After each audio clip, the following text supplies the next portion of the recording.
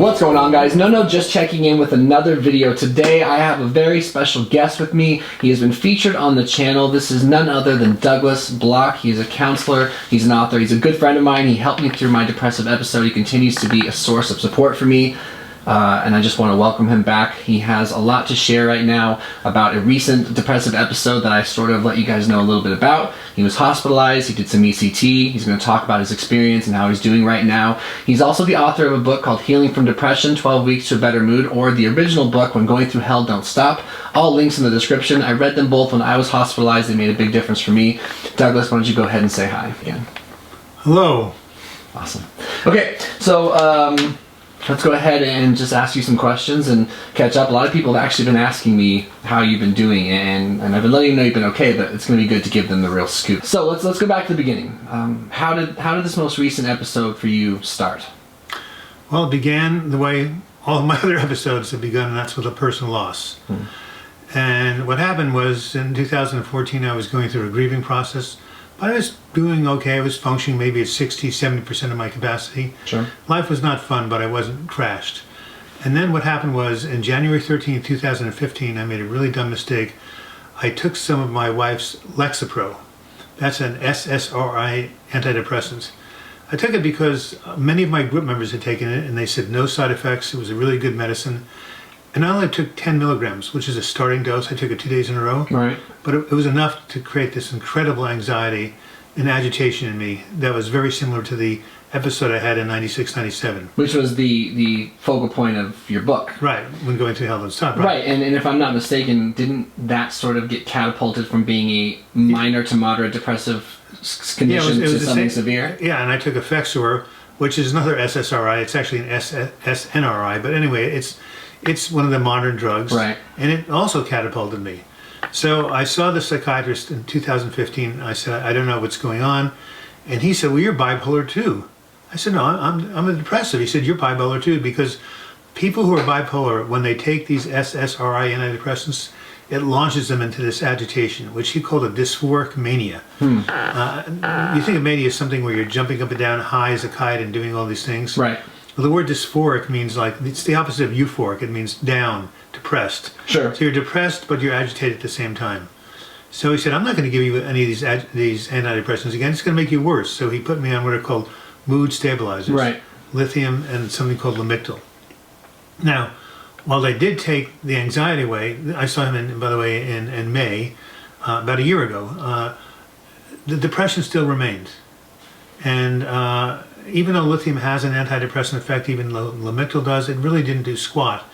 So for the summer and fall, I kind of limped along, doing my best. Then in December, I got a new psychiatrist, and she went ahead and took me off lithium and Lamictal and kind of fussed with my medications, and I got really, really bad, and I started to think of suicide. You know what that's like, right? I do. You've been there.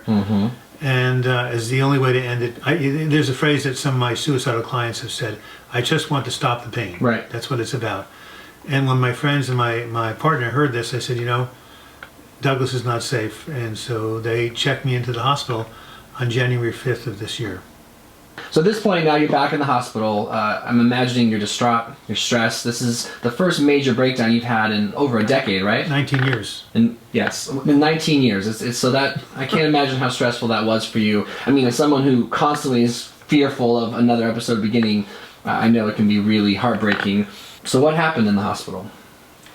Let me describe a typical day. Sure. I was roused out of bed at 7:45 in the morning. For being a late sleeper, this was torture in itself. Yeah. I stumbled into the day room where breakfast was served. And as you know, there's a theory about hospital food being bad. This was no exception. I actually, as you know, I was at this exact same hospital during my... You were at St. Vincent's? St. Vincent. Oh my God. Same floor. I was one room away from your room. Wow. Yeah. I didn't know that. Yeah. For any of my viewers who don't know that, I was put on psychiatric hold for suicidal ideations back in 2011. 11, right. Yeah. So it's so good to connect with you on this. This right. Awesome so yeah, topic. I didn't realize you were in the room next door. Anyway, as you remember, the breakfasts were really bad. Sure. It's like airplane food. Yeah, airplane food, and the scrambled eggs tasted like mud. How can you mess up scrambled eggs? I don't know. So they did. They did. And there were no hard-boiled eggs, unfortunately. So after breakfast, the day started about 8 o'clock, and we had a series of groups, if you remember, on emotional regulation, distress tolerance, goal setting. Do we have art therapy as well? Yeah, definitely art therapy. By far my favorite. Yeah. My favorite group, because you actually did something with your hands. Right. This bracelet here. Yeah. Made at St. Vincent's Hospital. My souvenir. I didn't realize. Art therapy. So they were good. They kept me busy, kept my thoughts off myself. But there was one major problem, and that was you couldn't leave. It was a locked ward. Right. So there was no way to exercise. Right. You end up just walking. Yeah. There was a. You could lapse around the hospital. And I think they said 22 equals 1 mile. That was it. Yep. No, you couldn't sweat or really, perspire, which is really what gets the endorphins going. Sure. But you could walk around the floor. Yeah. The other annoying thing is that the overhead lighting, there was no lamps like we see here. Right. That's because they thought if there was a lamp in the room, people would use it to strangle themselves. Right. Crazy, huh? I mean, it's understandable. Yeah, They took my shoelaces when I got there as well. Right, and not only that, my iPhone charger, they took that from me. Right. So whenever I needed to charge my iPhone, I would go into a special room, and they marked it 538 from the room I was in, and they would put it in the charger they had, and when it was done, they'd call and I'd pick up the phone. Right. So everything was really, in a sense, if you're suicidal, it's good not to have the means. It is. That was one of the main functions of my suicidality. Everything to me looked like a means to end it all. I swear I was that person. I thought that with just about everything. So it's like horrible as it was, I guess I understand. So there were some good things. One, patients were really cool. Yeah. When I first volunteered at a hospital when I was 19 years old at New York University, I walked in at a psychiatric ward and I couldn't tell the difference between the patients and the staff. Right. I expected lunatics to be jumping up and down and off, hanging on the rafters. Yeah. Just this kind of stereotype that people have of crazy people. Exactly. I had the exact same stereotype. I went in there assuming that everyone would seem absolutely crazy. Right. And people were acting just regular. Pretty normal. Especially depressed people. Yeah. And so I made two women friends, and then the staff were really nice. Right.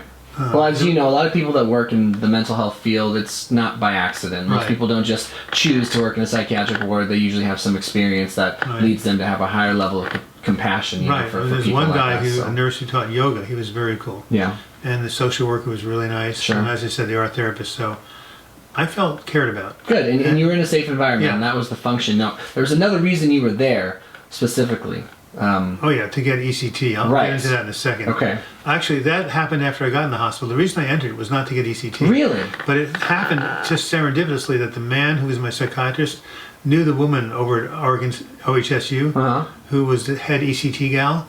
And I told him I'd been evaluated back in November. So he called her up and he set the whole thing up. Wow, it just happened, spontaneously. One of their blessing was that I had a lot of visitors, you included. Yes, you probably came once or twice. I came twice, yeah. You came twice. Some of the people came, actually, my goddaughter came 4 times. Wow, good.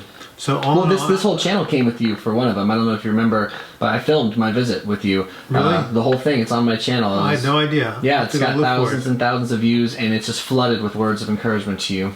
Really? Yeah. You'll have to show me how to get to it. Yeah, I will.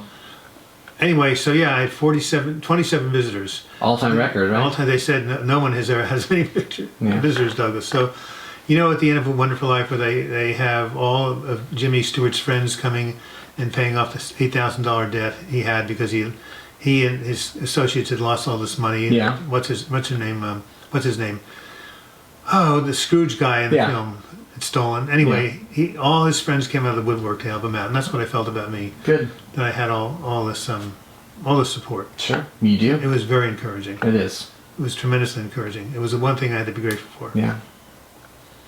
Okay, so you asked about ECT. The elephant in the room. ECT. A lot of people still go back to One Flew Over the Cuckoo's Nest with Jack Nicholson in terms of what they perceive ECT and that treatment to be. It sounds pretty scary when you conceptualize it without having any background information on it. Now, we're in a very modern day. You did ECT. It was sort of like a last-ditch effort for you. You've been in treatment-resistant depression for a long time. I was nervous for you. I was excited for the potential for it to work.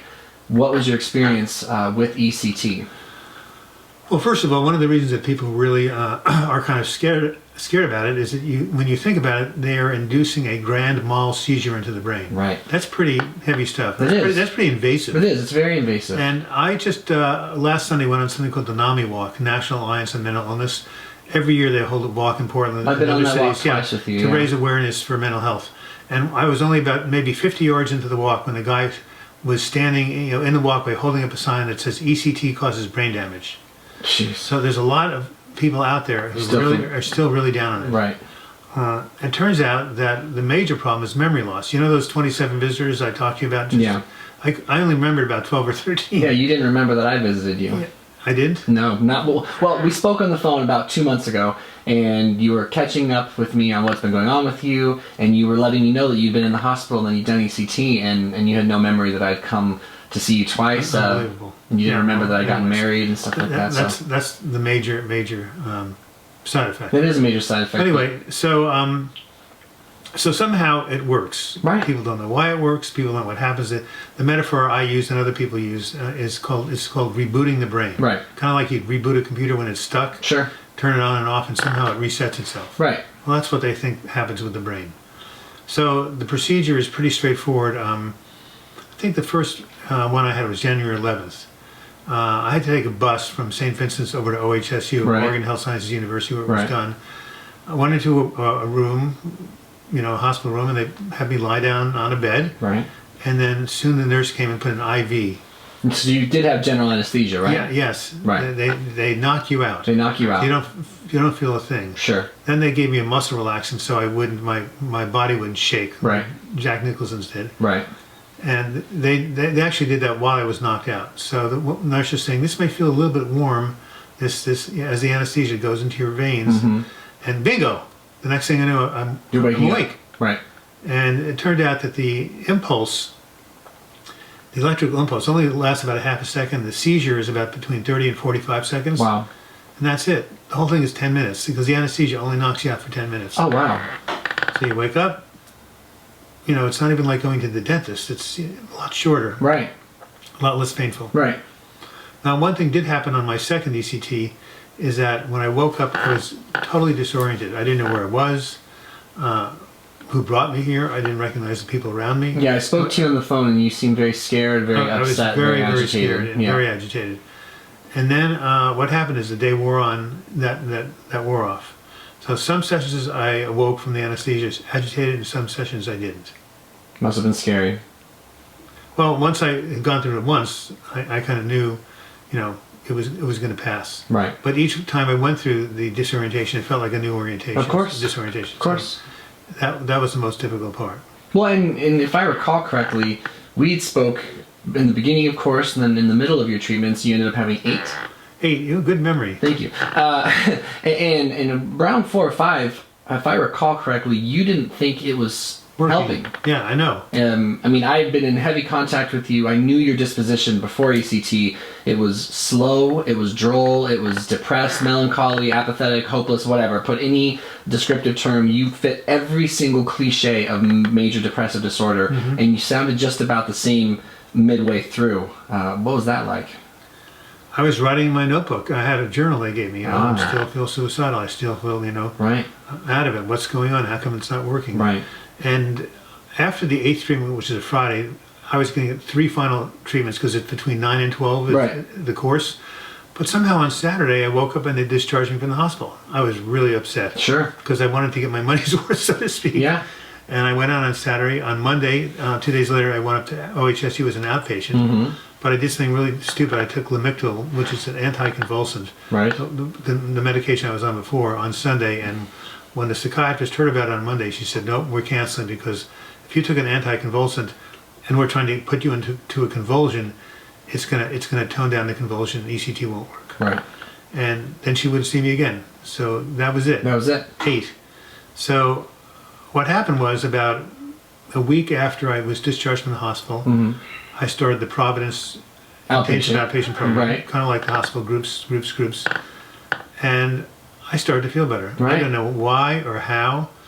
It's almost like the ECT had a delayed reaction. Right. Because while I was getting it, I still felt crummy. Right. But every week when I was in this outpatient program, I felt better and better. Until, now it's in May of 2016. I'm kind of feeling like my old self again. Right. And you're acting like your old self. And I think that is something I would want to point out more than anything from an outside perspective looking in. And I think it's really important for people to keep this in mind when they're depressed. Sometimes you can't tell you are doing better, but other people can tell based on your disposition, your facial expressions, the tone of voice, stuff like that. And to that effect, so you sounded different, right, after you had completed your ECT from before. And I remember you telling me, I'm not entirely sure if I'm feeling better, I think I might be. And for me, it was like extremely obvious. I was like, oh no, you sound better. Like, I spoke to you on the phone, you often you would repeat the same things over and over and over again. You would talk slow, you just sounded defeated and gone, like you weren't there. Post ECT Doug was already cognitively way different, way sharper, and then you just had some umph in your voice, so it definitely did something, and it was really fun to watch you realize it, because I think there's a moment of doubt, and there certainly usually is a moment of doubt for a lot of people when they first start to come out of an episode. You're like, is this really happening? Right. Because so I don't know, I thought that was really special.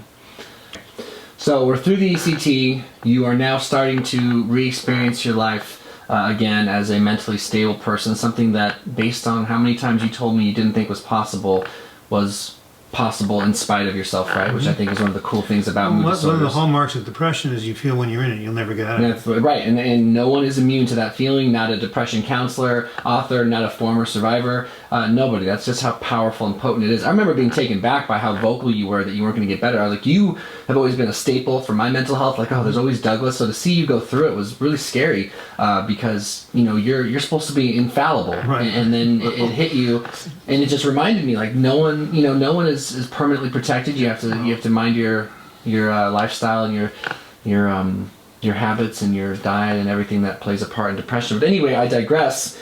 What did you learn from this last breakdown that you had after coming out of it?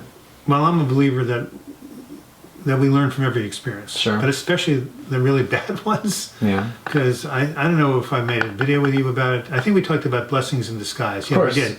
We made a video back in 2014 about that. It's on your channel, on my channel. So, yeah, there were blessings in disguise. The first was I relearned the wisdom of 4 words that anybody who's super depressed should tell themselves. This too shall pass. Yeah.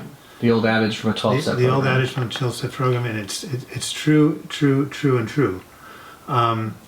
You never think you're going to come out of it. You think you're there forever. You become suicidal because it won't change. But the only thing that is constant in the universe is change. Right. And the Buddhists say everything is impermanent. Things arise, they stay for a while, and they pass away. Right. So what I would recommend the viewers do is take the phrase, this too shall pass, write it out on a 3x5 card, make it into an affirmation, say it out loud, record it on your iPhone or your recording device, play it back for yourself. This too shall pass, this too shall pass, this too shall pass. A very, very powerful phrase when you're in despair. Absolutely. And have other people repeat it to you. Of course. The second lesson and blessing I learned, I mentioned earlier, is that I learned that I was truly loved. I knew that from my partner and my goddaughter, and my godson. But when all these people showed up, it really hit me. People, took the time to visit this hospital. And a lot of people feel like when you are really depressed. I mean, I was surrounded by love. Even I felt alone, and you feel like maybe the world would be better off without you. What's the point? I think we underestimate the butterfly effect that we can have on other people, and the love that they'll show us when we're in need. So. Yeah. So again, I think we all have this loving energy around us. And sometimes when we're in dire straits, it will come in ways we don't expect. The third thing I learned was about ECT. I'd done a video called "Rebooting the Brain with ECT." Now, and that was before you'd ever done ECT. Yeah, this is in 2014. Now my channel doesn't get nearly the hits that yours does. But this video has had 10,000 people view it. Wow. So for me, that's a huge amount. No, that's a huge amount of people. Because I'm usually in around the 1,000 range. But here's the irony. I had done this video. I talked about ECT, rebooting the brain. Right.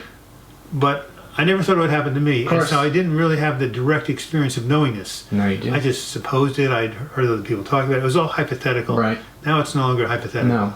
I've experienced the darn thing. Yeah. And I can even say more than ever that the video I made in 2014 is true. It's accurate. And that I would recommend to anybody out there, if you know someone who's at the end of their rope, if you know someone who's suicidally depressed, if no antidepressants have worked, if no other treatment has worked, this is worth the try. It's an option. It's an option. It's a legitimate option. The only thing you're going to lose is maybe your short-term memory, but only at the time of getting the ECT. I remember clearly everything that happened before I went in the hospital and everything that happened after I was discharged from the hospital. It's only in between that I sometimes have a little cloudy memory. There's a lot of things I do remember very clearly, but not everything. Right.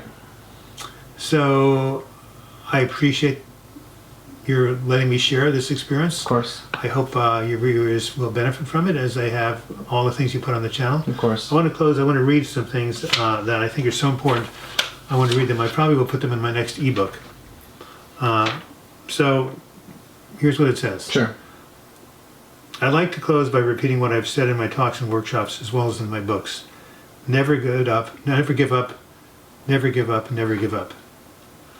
As the Buddha said, our greatest glory is not in never falling, but in rising every time we fall. There is help, there is recovery, there is healing. Do you agree? I agree. Help, recovery, and healing. I like that. People and God will help us. There is recovery, and there is healing of the condition. Now, sometimes it takes a lot of patience and sometimes a little bit of luck, but depression is a treatable disease. Yes. Every single person who I've had in my group has eventually gotten better, including you. Including me. Including you. Even though you have your dips now, but they don't stay. No. Sometimes, as I said, it takes a lot of patience, sometimes luck, but it is treatable. It may take medication, may take ECT prayer, or just time itself to lift the black cloud of depression and start you on the road to recovery. So keep the faith.